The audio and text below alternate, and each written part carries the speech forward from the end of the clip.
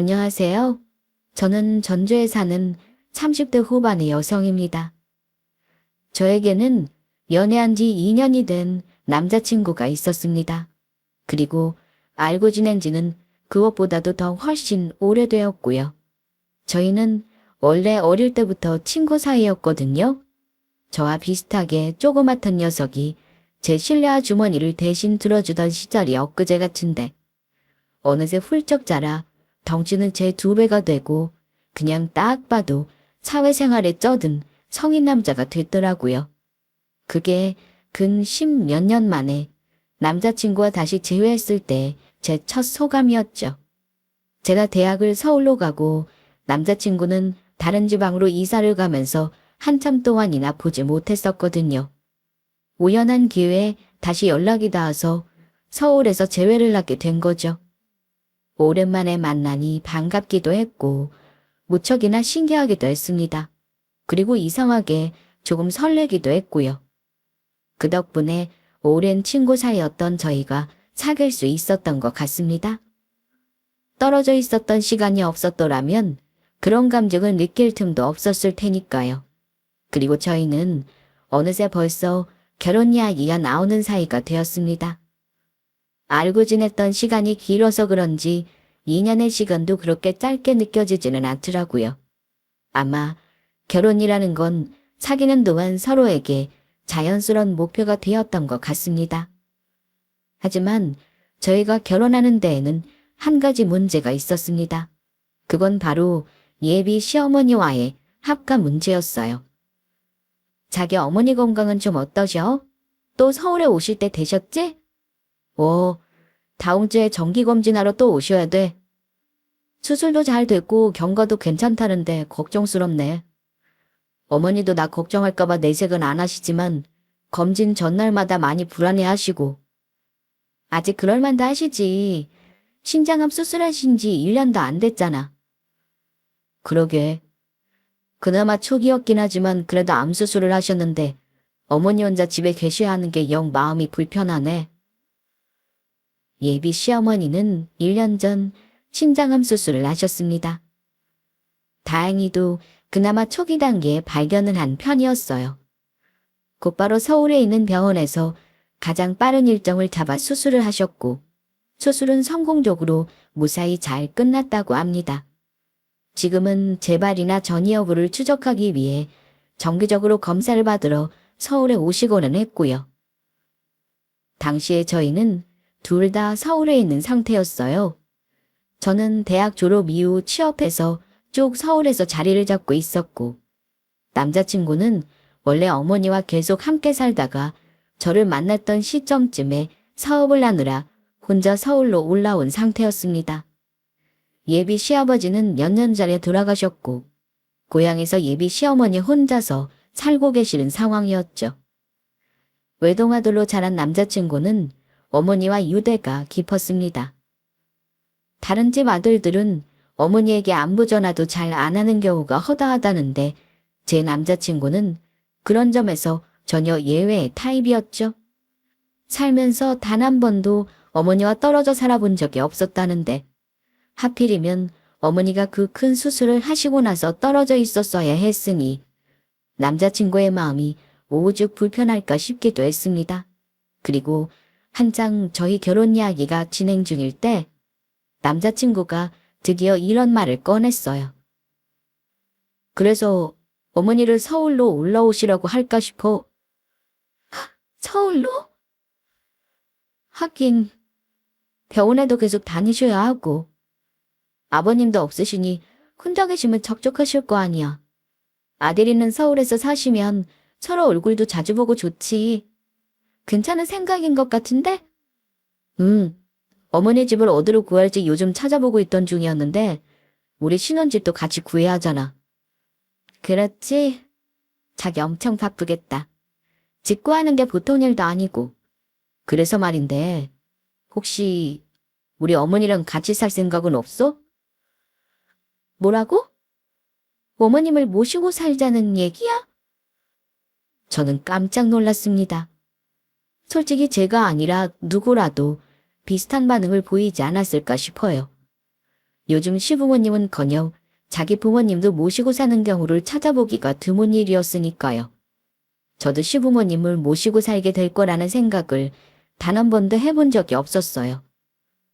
당장 저희 부모님의 예만 들어봐도 농담처럼 예전에 저희 오빠가 모시고 살겠다고 얘기했을 때 서로 불편하다며 그런 생각은 아예 말라고 딱 잘라 말씀하시곤 하셨거든요. 거기다 다 큰 자식은 부모와 떨어져 살수록 사이가 좋아지는 법이라고 하시면서요. 저도 서울에서 자취를 오래 하면서 사실 부모님께 더 애틋해진 부분도 없잖아 있었습니다. 아무래도 자주 못 보니까요. 어쨌거나 놀란 제 얼굴을 본 남자친구는 저의 이런 반응을 예상했다는 듯이 황급히 뒷말을 덧붙였습니다. 꼭 그래야 한다는 이야기는 아니고 그냥 혹시나 싶어서 자기 의견을 물어본 거야. 알겠어. 그런데 한 집에 살면 나도 나지만 어머님도 불편하시지 않을까? 내 주변에는 아예 시부모님이랑 같이 사는 친구들이 한 명도 없어서 전해 들은 이야기도 없기는 한데. 내 친구들 중에는 결혼해서 시부모님 모시고 사는 애들 몇 명 있어. 불편한 점은 당연히 있겠지만 그래도 생각보다 괜찮다는데. 요즘은 예전처럼 시부모님이 며느리한테 터치하거나 시집살이를 시키는 시대도 아니고 우리 어머니도 그럴 성격 전혀 아니셔. 자기도 그동안 옆에서 봐와서 알잖아. 어머님 성격이 좋으시긴 하더라. 아닌 게 아니라 예비 시어머니의 성격은 제가 보기에도 좋으신 편이었습니다. 물론 어디까지나 밖에서 잠깐씩 뵈었던 게 전부였으니 막상 가까이서 살아보면 생각이 달라질지는 모르겠지만요. 성격도 시원시원하시고 솔직하신 편이시더라고요.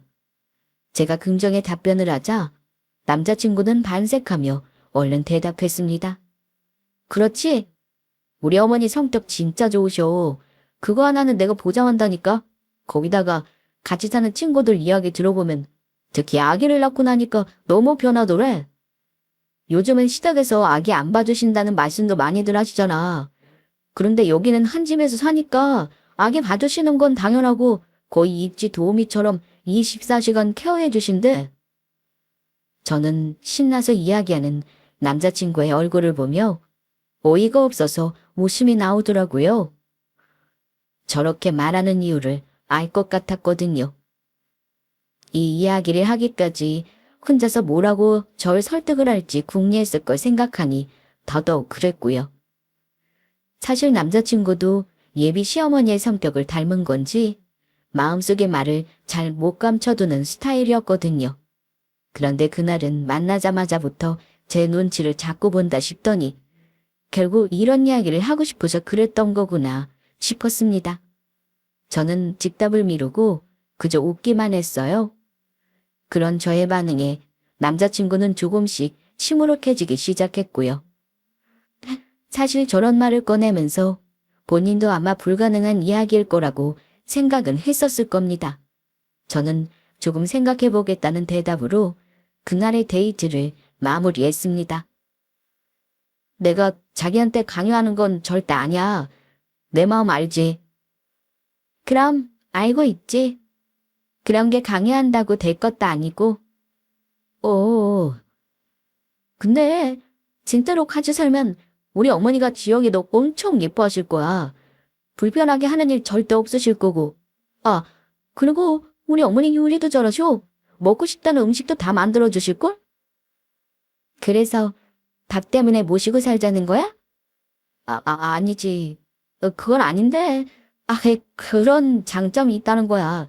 그리고 어머니가 암 수술 하신 것만 아니었어도 나 이런 이야기 자기한테 절대로 안 했어. 이게 얼마나 부담 주는 이야기인지는 나도 잘 알아. 미안해. 집으로 돌아와 자기 전 마지막 통화를 마치며 나는 대화였습니다. 남자친구는 이런 불편한 이야기를 하게 돼서 저에게 미안하다는 말을 거듭해서 했고요. 그 당시 남자친구는 저를 집 앞에 태워다 주고도 꼬박꼬박 집에 잘 들어갔냐는 전화를 다시 걸어 확인하는 사람이었습니다. 일찍 현관에서 4층 자취방까지 몇 걸음 되지도 않았는데 요즘은 세상이 워낙 험하니 그 거리도 불안하다는 게 이유였죠. 제가 생각해도 그때 그 사람은 저에게 참 다정했어요. 그래서인지 자려고 누웠는데 그날 우리가 나누었던 대화가 자꾸 생각이 나더라고요. 사귀는 기간 동안 난생 처음 보게 된 남자친구의 간절한 눈빛도요.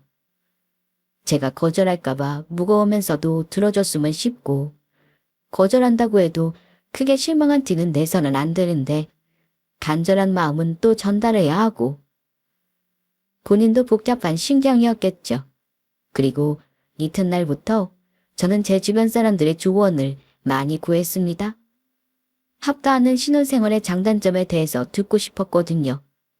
앞에서 말했던 것처럼 제 주변에는 시부모님을 모시고 사는 사람이 정말 전혀 없었기 때문에 경험에서 우러나오는 이야기를 듣기는 어려웠습니다. 하지만 반대를 하는 이유는 확실히 알겠더라고요. 야, 너 미친 거 아니야, 진짜? 시어머니랑 한 집에서 살겠다고?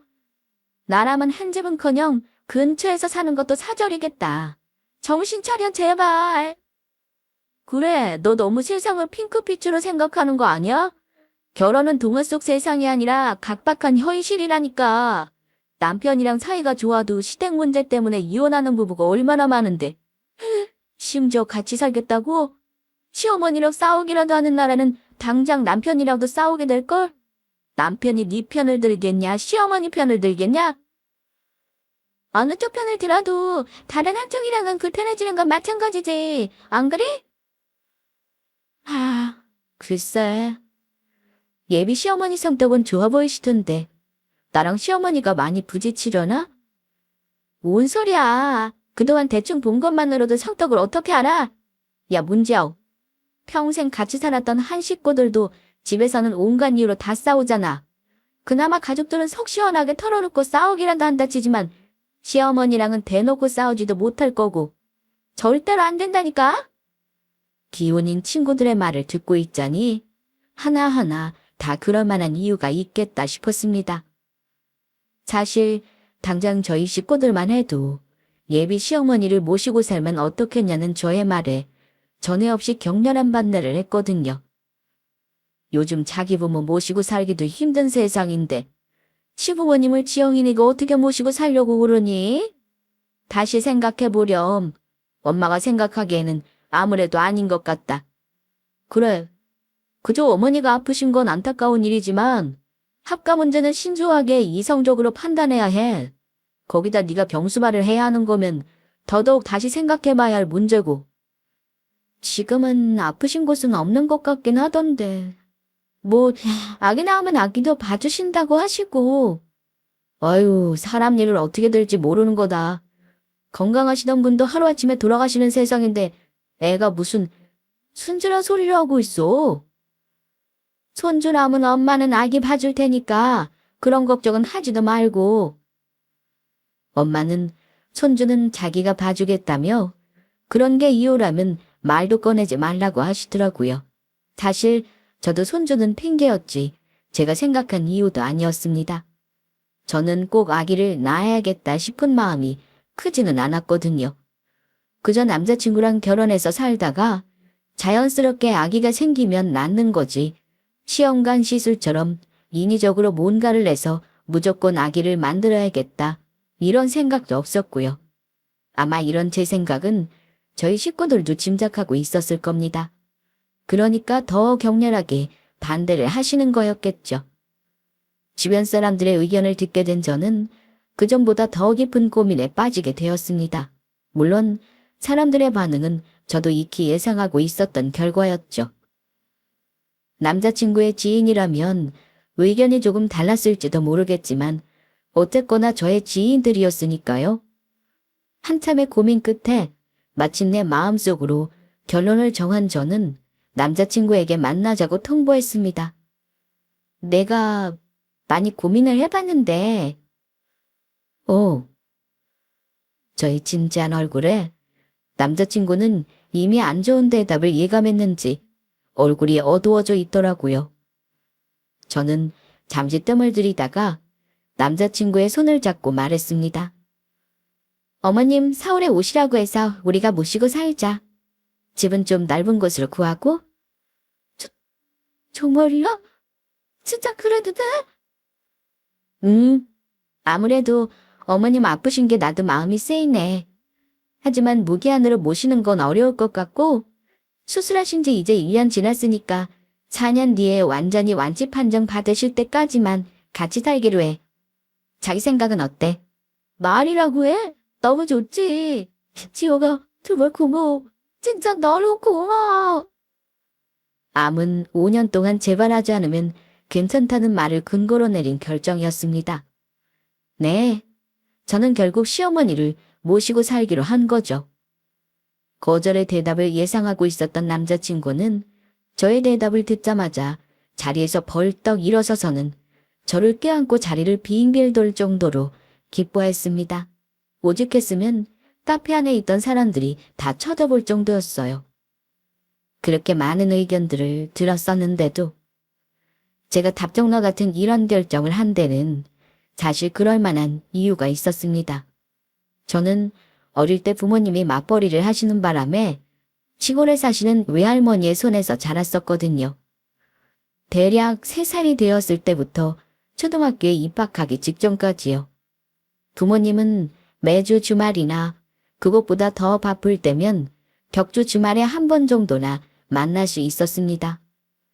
유년 시절의 추억을 돌아보면 기억나는 것은 온통 외할머니와의 순간들 뿐이었어요. 제가 사랑하고 행복했던 모든 어린 시절의 추억들은 전부 다 외할머니가 저에게 선물해 주신 순간들이었죠. 읍내 딱 하나 있는 유치원에 다니기 위해서는 버스를 갈아타야 했고 내려서도 한참을 더 걸어가야 했습니다. 지금 생각해봐도 그 먼 길을 외할머니는 저를 업고 다니셨죠. 걷기 싫어했던 떼쟁이인 제가 틈만 나면 업어달라고 외할머니께 두 팔을 벌리고는 했거든요. 저는 잘 기억이 나질 않지만요. 계절이 바뀔 때마다 외할머니와 함께 여름에는 수박을, 가을에는 감나무에서 딴 홍시를 먹었어요. 제철 나물로 비빔밥을 해먹고 경운기를 타고 바람을 맞으며 돌아다니기도 했죠. 그러다 제가 초등학교에 입학할 나이가 되면서 저희 부모님은 저를 부모님 집에 있는 전주로 데려오셨고요. 그 뒤로 외할머니는 자주 만날 수 없었습니다.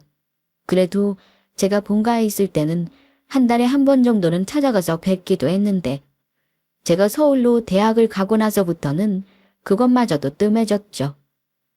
외할머니 댁에 있는 시골은 운전을 하지 않고서는 찾아가기가 정말 힘든 외진 곳이었거든요.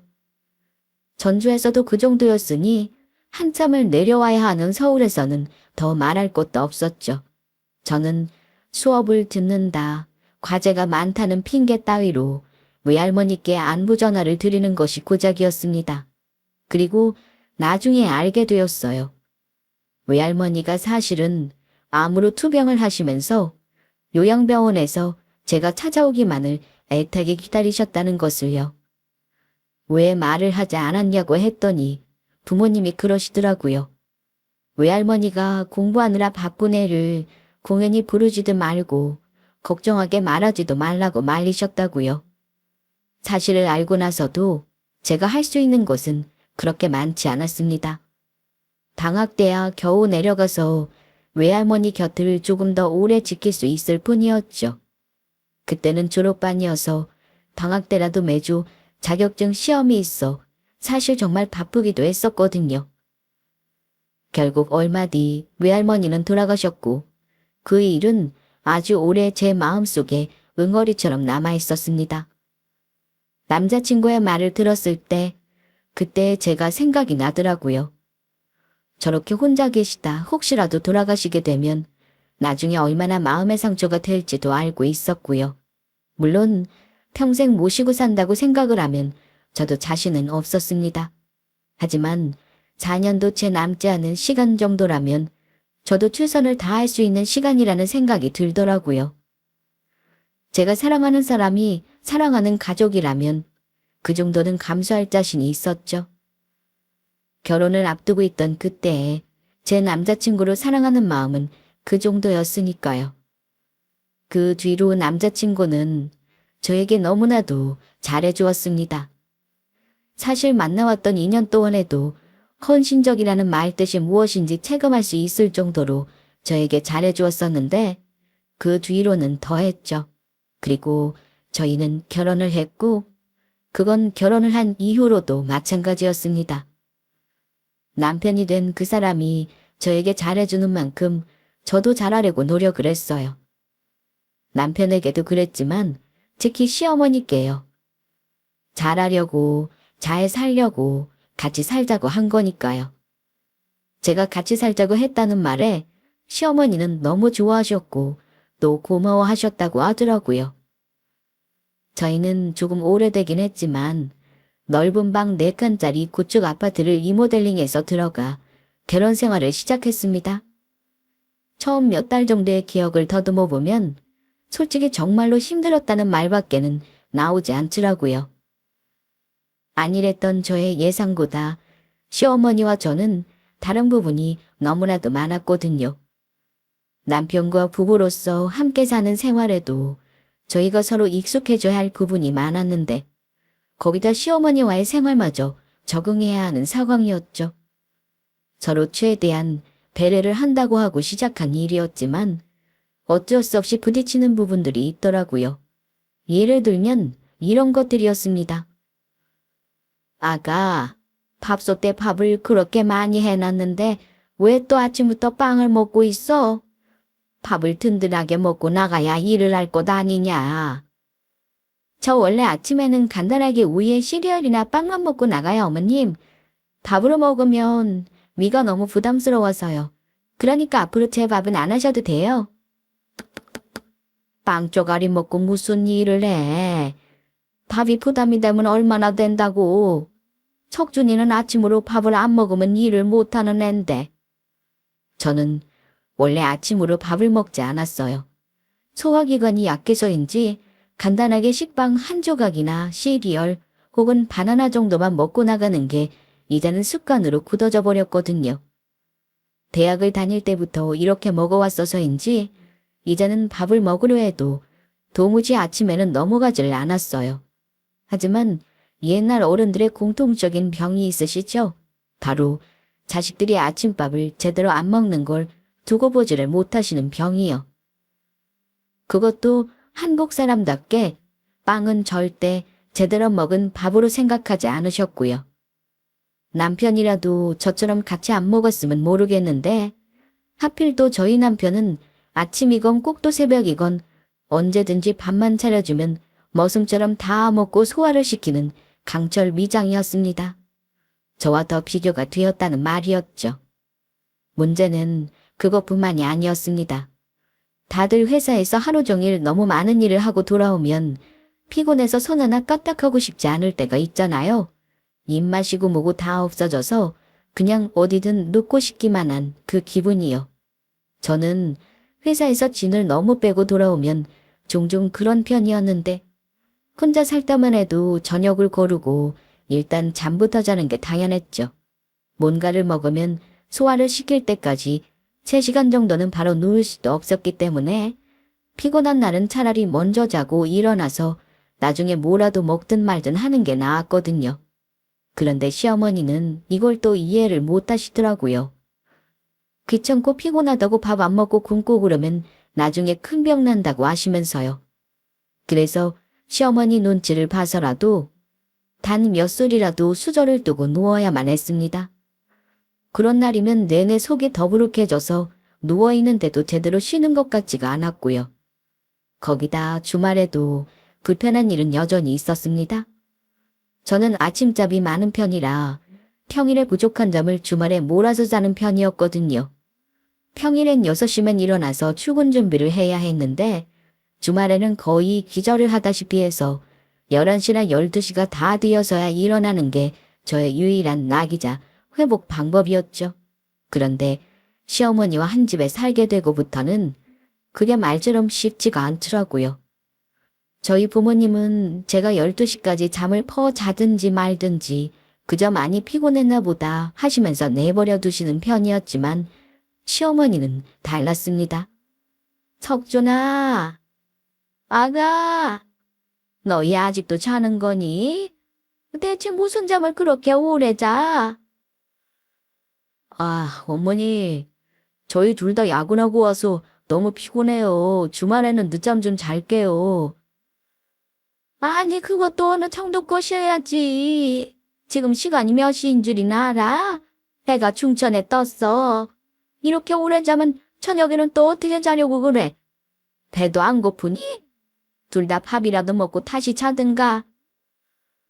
평소에도 매일같이 새벽 5시면 일어나서 활동을 시작하는 분이시라 정오가 다 되도록 자는 제가 이해가 되지를 않는 모양이었습니다. 처음에는 저를 몇 번이고 깨우셔서 너무 힘들었죠. 하지만 그렇게 일어나면 거의 오전 내내 정신을 못 차리는 저를 보시고는 나중에는 그냥 문 앞에서 깨울까 말까 서성이시기만 하시더라고요. 문제는 같이 사는 집에서 거실에 시어머니가 먼저 일어나 계시다고 생각을 하니 늦잠을 자고 있어도 제 마음이 편하지가 않았다는 점이었습니다. 그것 때문에 제 기상시간도 자연스럽게 조금씩 앞당겨졌고요. 그리고 모처럼 주말에 남편과 데이트라도 한번 나가려고 하면 시어머니가 계속 신경이 쓰였습니다. 어머님, 저희 나가서 전시회 좀 보고 저녁 먹고 올까 하는데 같이 나가시겠어요? 됐어. 내가 전시회 같은 거 본다고 뭘 아니. 그냥 너희끼리 재밌게 놀다 와라. 정말 괜찮으시겠어요? 전시회 별거 없고 그냥 그림 구경 편하게 하시는 거예요. 그리고 어머님도 저녁 드셔야죠. 아이고 됐다니까. 그냥 집에서 나는 TV나 보고 있으련다. 너희는 저녁도 먹고 온다니 나도 밥은 알아서 먹으마. 걱정 마라. 같이 나가자고 말씀을 드리면 저희끼리 놀다 오라고 매번 거절을 하시는데 솔직히 그건 그것대로 또 마음이 편하지는 않더라고요. 이 말을 남편에게 했더니 남편은 뭘 그런 것까지 일일이 다 신경을 쓰냐며 오히려 제가 예민하다고 했고요. 그냥 우리끼리 잘 놀고 오라고 하시면 마음 편히 놀고 오면 되는 거라고 하면서요. 그거야 본인 어머니니까 하는 소리고 어디까지나 며느리인 제 입장에서는 쉽지가 않은 일이었죠. 하지만 이해를 못하는 남편에게 더 말해 뭐 하나 싶어서 저는 입을 다물었습니다. 단점만 나열했지만 물론 같이 사는 생활에는 좋은 점도 있었습니다. 저희가 맞벌이를 하고 있으니 시어머니께서 항상 집에서 밥을 해주셨거든요. 오랜 자취 생활로 밥을 하는 게 정말 얼마나 귀찮은 일인지는 말하지 않아도 제가 누구보다 잘 알고 있었기 때문에 그 부분은 항상 감사하게 생각하고 있었습니다. 설령 가정주부라도 평생을 밥을 한다는 건 진짜 힘든 일인데 저희 시어머니는 암수술을 하신 지도 얼마 되지 않은 몸으로 매일 새벽까지 일어나 따뜻한 밥을 지어주셨으니까요. 솔직히 시어머니가 해주시는 밥을 먹고 있자면 친정엄마가 해주시는 집밥을 먹는 느낌이어서 좋았고요. 하지만 이래저래 맞지 않은 생활을 한 지도 반년이 넘어가자 저도 슬슬 한계가 오더라고요. 퇴근해서도 집이 편하지 않다는 생각이 들었고 자연스럽게 그게 스트레스로 쌓이기 시작하더라고요. 이렇게 계속 불편한 채로 살기는 힘들겠다는 생각이 들었고요. 결국 저는 결심을 하고 하루 날을 잡아 시어머니께 진지하게 속마음을 터놓는 시간을 가졌습니다. 어머님, 저는 아침에 밥을 안 먹고 저녁에도 피곤하면 자는 게 우선이에요. 주말만이라도 늦잠을 마음 편하게 자고 싶고요. 계속 회복을 못하니까 회사에서도 늘 피곤하더라고요. 어머님이 이런 부분을 이해를 좀 해주셨으면 합니다. 어머, 네가 그 정도로 힘들어하는 줄은 몰랐구나.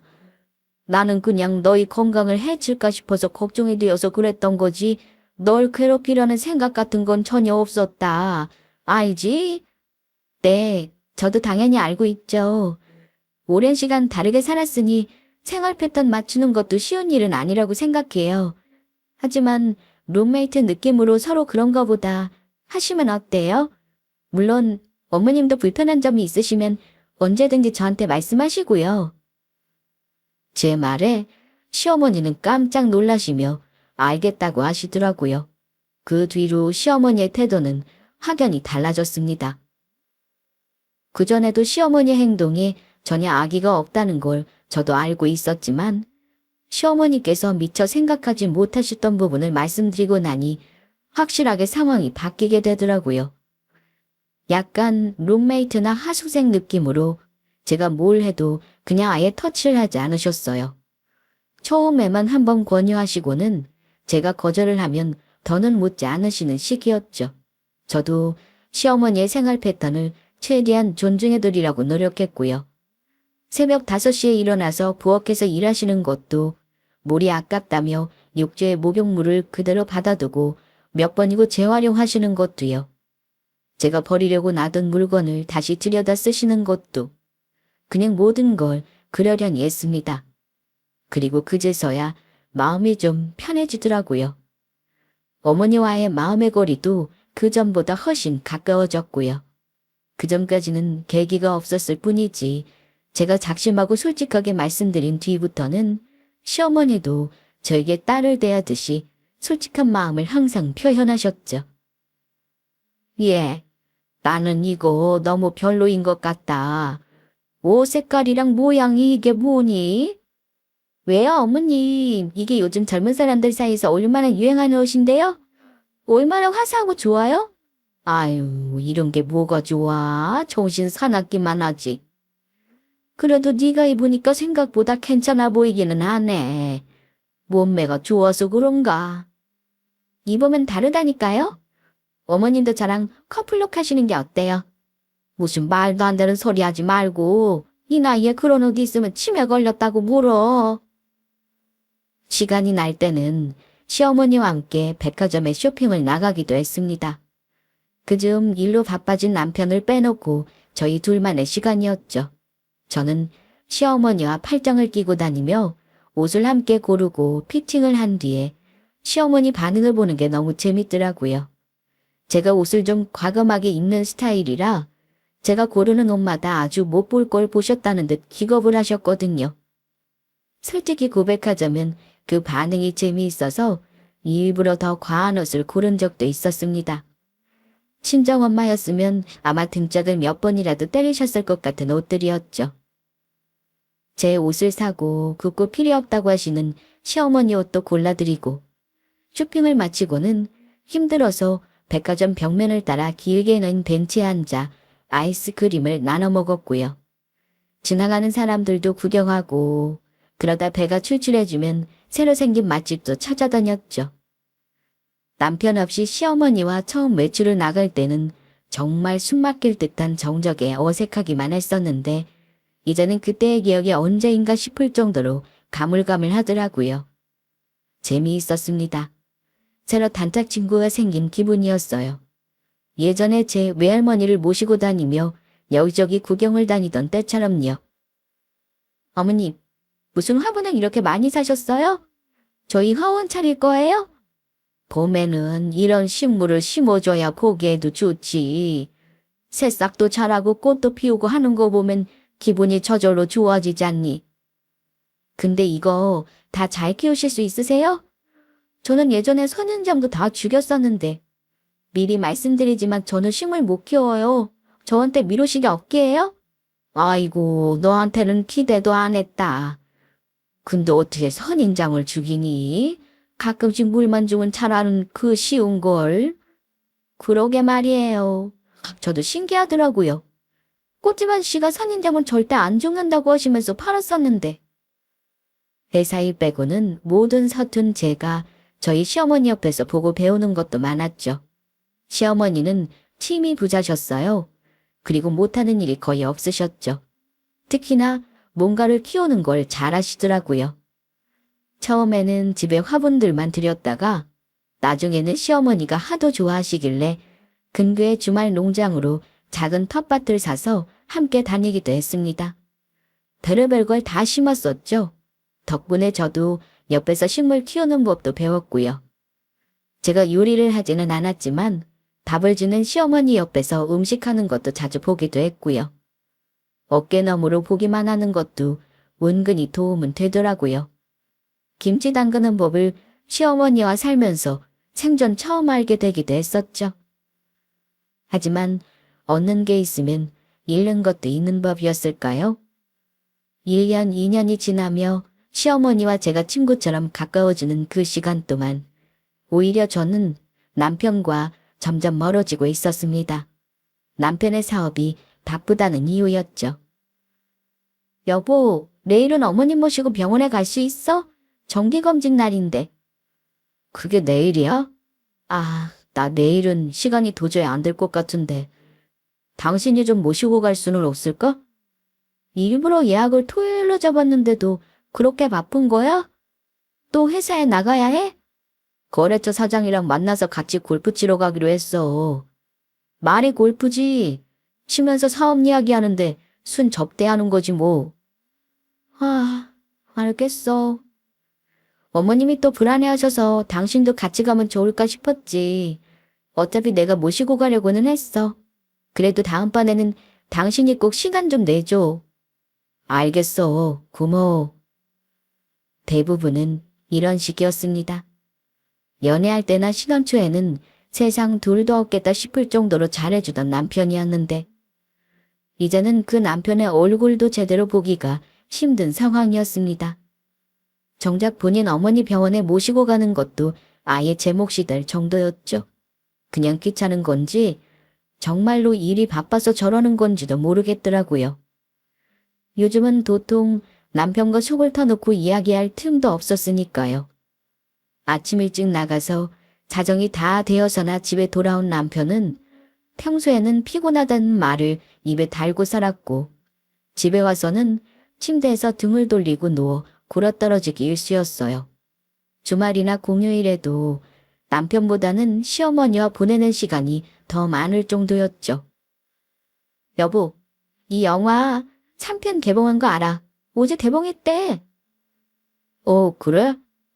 이거 우리 몇 년 전에 2편 봤을 때 생각난다. 그때 진짜 재밌었는데. 3편 보러 갈까? 그래, 나중에 시간 날 때 보러 가자. 원래 남편과 저는 둘 다 엄청난 영화 광이었거든요. 연애를 할 때부터 영화관을 한 달에 4번 정도 넘게 가고는 했었는데요. 특히나 둘 다 액션 영화를 좋아했죠. 그런데 이제는 마지막 영화를 함께 보러 간 게 언제인지 기억이 나지 않을 정도였습니다. 남편의 나중에 시간 날 때라는 말은 이제 보러 가지 않겠다는 말과 다름이 없었어요. 실제로도 제가 말했던 저 영화 후속편은 결국 같이 보지 못했고요. 남편이 시간이 나기를 더 기다리다가는 영화관에서 영화가 내려갈 것만 같아서 저는 하는 수 없이 친구와 먼저 보고 왔습니다. 그러면서도 내심 나 혼자 보고 왔다고 삐지기라도 하면 어쩌지 라는 생각을 했었는데 그건 저의 착각이더라고요. 남편은 그 영화가 내려가고도 한참을 더 있다 OTT에 다시 올라올 때까지도 저에게 영화관에 가자고 말한 적이 없었거든요. 남편의 바뀐 모습은 씁쓸하기만 했습니다. 혹시 걱정거리라도 있느냐? 나는 우리 사이가 요즘 많이 멀어진 것 같다. 우리 제대로 된 대화를 나눌 시간을 가져보는 게 어떠냐? 저는 남편을 붙잡고 허심탄회하게 대화를 하고 싶었습니다.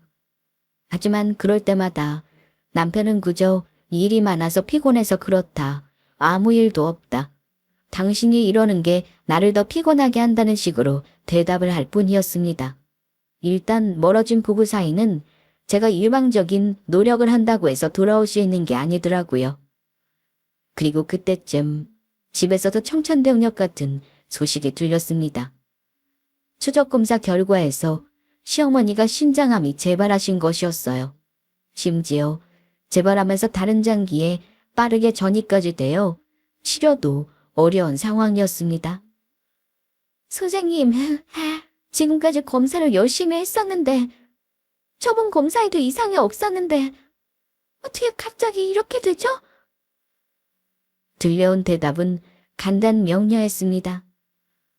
원래 신장암 특성이 그렇다고 하더라고요. 그때가 첫 수술을 하신 지 4년 차가 되던 해였습니다. 이제 1년만 더 있으면 정말 완쾌라며 기뻐했었는데 시어머니의 불안은 사실이 되고야 말았죠. 심지어 그게 끝이 아니었습니다.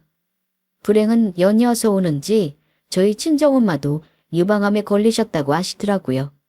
정말 천만다행으로 엄마도 초기에 발견하시긴 했지만 그래도 저희 시어머니의 경우를 보니 마음을 놓을 수가 없었어요. 저는 정신이 하나도 없었습니다.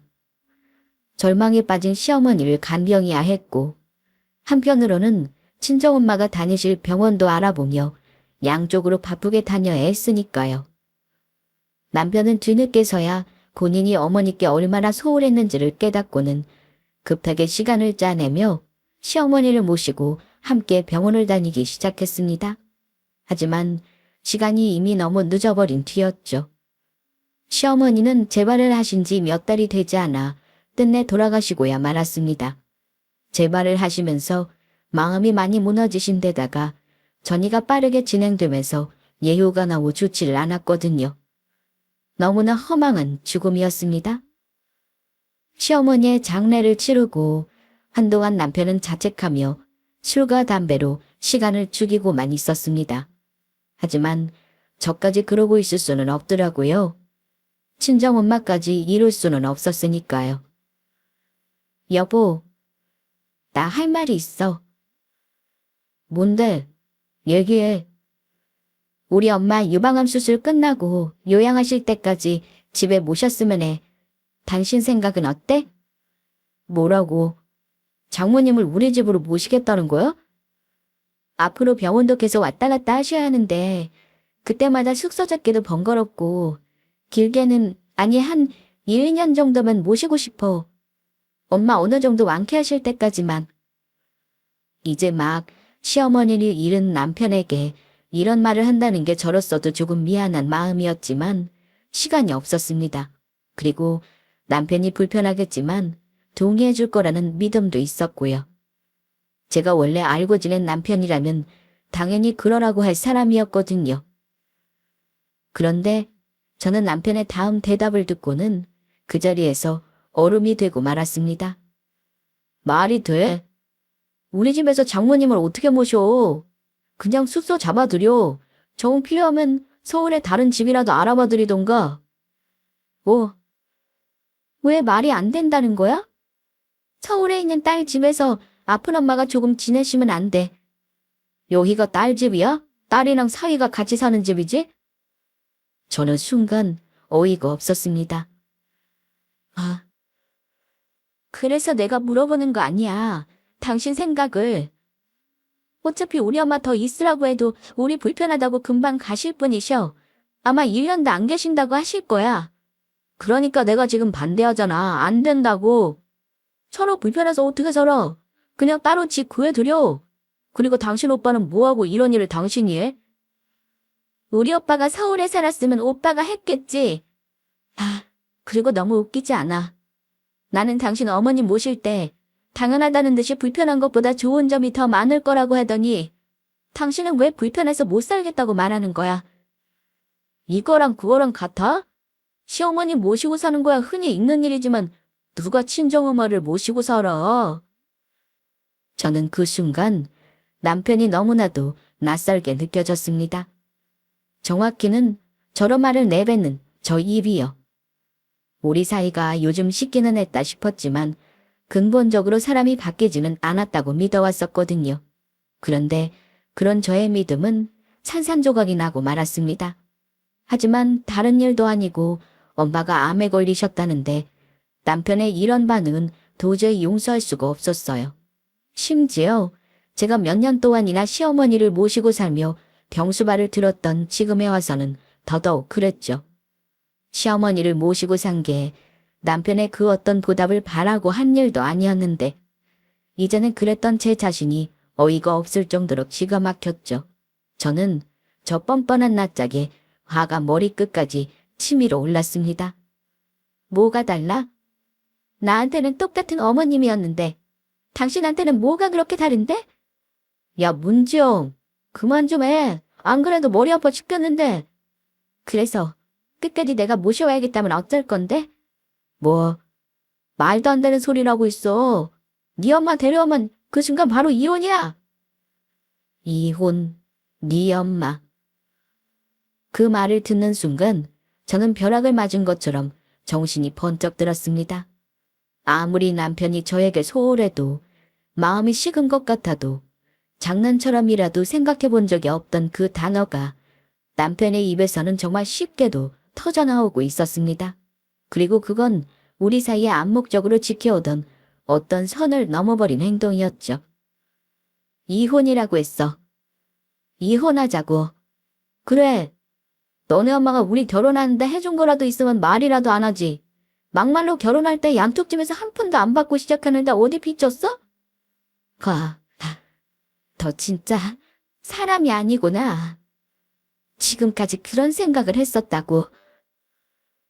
남편의 마지막 말은 거의 쐐기를 박는 말이었습니다. 우리의 끝이라는 쐐기를요. 저는 그 순간 마음의 결단을 내렸습니다. 그 몇 분도 안 되는 시간 동안 남편에게서 들은 이야기로 오만정이 다 떨어져 버렸거든요. 이제는 정말 끝을 내야겠다 싶더라고요. 며칠 뒤 저는 남편에게 이혼 소장을 던졌습니다. 이혼하자고 했더니 정작 이혼은 본인이 말해놓고서 오히려 저에게 객거품을 물더라고요. 처음에는 이혼을 못하겠다고 펄펄 뛰더니 제가 끝까지 친정엄마를 모시겠다고 하니 저더러 제 생각밖에 안 나는 이기적인 년이라고 욕을 하더라고요. 내가 내 생각만 했으면 지금까지 네 어머니를 모셨겠어? 미친년. 그걸로 지금 생색이라도 내겠다고. 어머님 모신 걸로 생색 낼 생각은 없었지만 지금 네 꼬라지를 보니까 그래야겠는데. 소송을 가면 그것까지도 전부 다 반영이 되겠네. 뭐? 야, 너 진짜 작정했어? 저는 결국 남편과 이혼 소송에 들어갔습니다. 그리고 그 과정에서 제가 숨기고 있던 비밀 한 가지가 공개되었죠. 그건 바로 시어머니가 남편 몰래 저에게만 주신 재산이었습니다. 현금 3억이었어요. 돌아가시기 한 달 전쯤 문득 시어머니가 병원에서 밤새 간호를 하며 졸고 있는 저를 깨우시더라고요. 화들짝 놀라 일어난 제 눈앞에서는 시어머니가 내민 통장과 도장이 하나 있었습니다. 이게 뭐냐고 묻는 저에게 시어머니는 남편에게는 말하지 말고 가지라고 하시더라고요. 혹시라도 나중에 저놈 잘못으로 이혼하게 되면 이건 제 몫이라고요. 당황한 제 손을 꼭 잡으시며 시어머니는 말씀하셨습니다. 미안해할 필요도 없고 고마워할 필요도 없다고요. 이건 그동안 계속 저에게 주고 싶었던 돈이라고. 그동안 딸처럼 친구처럼 옆에서 함께 해줘서 고마웠다고요. 저는 눈물을 흘리고야 말았습니다. 돈도 돈이었지만 그동안 남편이 저에게 소홀한 모습을 보며 시어머니도 속으로는 많은 생각을 하셨다는 게요. 말씀은 안 하셨지만 내내 제가 안쓰러우셨던 거죠. 그리고 그 큰 돈을 선뜻 저에게 내어주실 만큼 저를 아들보다도 더 가까운 사이로 여기셨다는 게 너무 마음이 찡하고 감사했습니다. 소송을 하며 이 돈의 출처를 알게 된 남편놈은 당연히 더 발광을 하며 날뛰었습니다. 본인 어머니의 돈이니 당연히 자기 돈이라고 하면서요. 그리고 소송의 결과는 남편의 기대를 무참히 깨버렸죠. 시어머니가 남편과 무난하게 제게 증여한 투교 재산이었기에 재산 분할의 대상이 아니었거든요. 저는 남편과 이혼을 하고 친정엄마를 서울로 모셔왔습니다. 그리고 작은 아파트를 얻어 저와 함께 살기 시작했어요. 엄마는 저를 안쓰럽게 보셨지만 저는 괜찮았어요.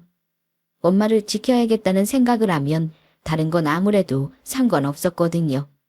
엄마는 수술을 무사히 받으시고 저희 집에서 편하게 요양을 하고 지내고 계시고요. 벌써 아파트 단지에 또래 친구들도 여러 사귀셨더라고요. 저는 아직 이사와서 친구 한 명 사귀지 못했는데 말이에요. 나중에 남편의 소식도 들을 수 있었습니다. 남편은 그때 하던 사업을 시원하게 말아먹었다는 통쾌한 소식이었죠. 사실 저와 살고 있던 그때부터 슬슬 사업이 어려워지기 시작했다고 하더라고요. 저에게는 말하지 않았지만 저도 내심 짐작은 하고 있었습니다. 어느 순간부터 집에 가져다주는 생활비가 반토막이 나고 있었거든요. 그 와중에 시어머니가 저에게 돈을 저에게 건넸으니 얼마나 열이 받았겠어요. 그러면서도 가지가지 했더라고요. 밖에서는 스트레스를 푼답시고 술집에서 술값으로 몇백씩 써댈 정도였으니까요. 이것도 모두 소송 과정에서 알게 된 사실이었지만요. 저는 이제 홀가분한 마음으로 잘 지내고 있습니다. 주말에는 모처럼 엄마와 영화관에 가보려고요. 영화를 보고 시어머니가 좋아하셨던 카페에 모시고 갈까 합니다. 시어머니가 하늘에서 지켜보고 계신다면 저는 잘 지내고 있다고 꼭 말씀드리고 싶어요.